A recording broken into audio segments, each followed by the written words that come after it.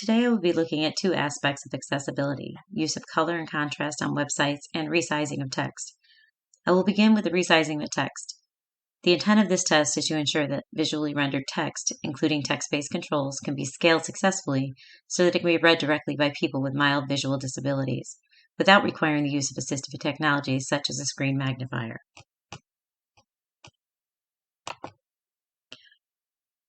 Today I will be using the George Mason Athletics page to test the text resizing capabilities. My first test was to ensure that except for captions and images of text, the text size could be changed without assistive technology up to 200% without the loss of content. I'm using Google Chrome as my browser, and Google Chrome offers this ability by clicking on the three dots in the upper right-hand corner of the screen. When you click on the dots, you may choose the zoom level. So this can also be accomplished with just the keyboard by holding down the control key and using the plus and minus buttons. Both options provided the same results. As I increase the image, if you notice the banner that is in the middle of the page, the text will increase in size, but then I begin to lose some of the content that is easily visible.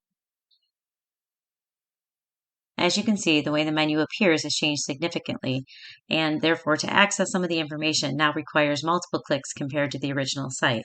Originally, I was able to click on specific things like teams and tickets, which now require me to use the menu button to find each of these. Next, I navigated to the schedule page, which holds the events calendar. On this page, as I increase the text size, notice that the calendar remains visible. However, prior to reaching the 200%, you will note that there are abbreviations and information on each of the calendar days. However, as I increase to 200%, the calendar is still visible, but now it is listed as events.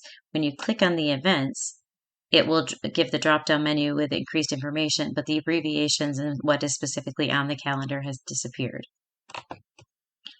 From this page, I went to the fan page, Fan Central, and I chose the cheerleading page. On this page, I was once again able to increase the size to 200%.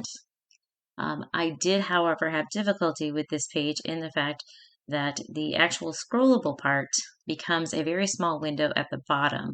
You are not able to minimize the top portion of the screen here to allow you to navigate to the scrolling part. So it is more difficult to read once it is in the 200%.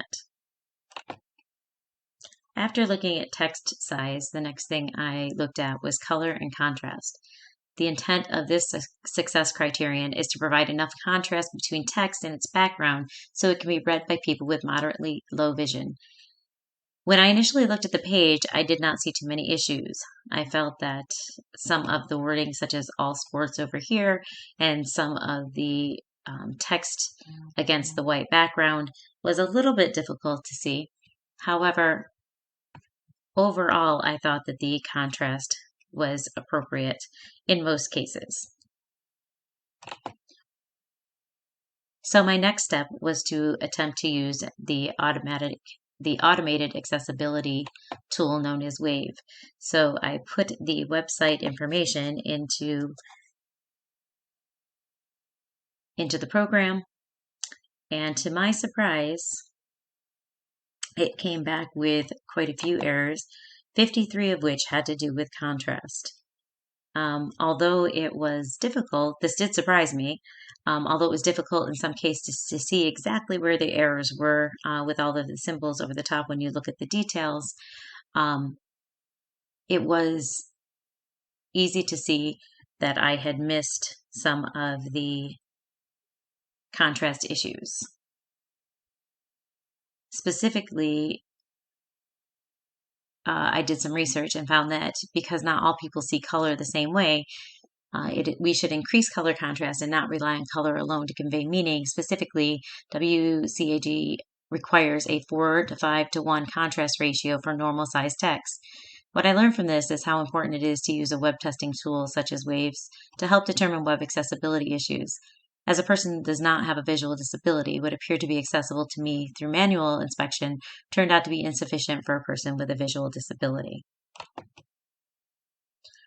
Overall, after testing both text size and the contrast, there were definitely some accessibility issues that need to be addressed.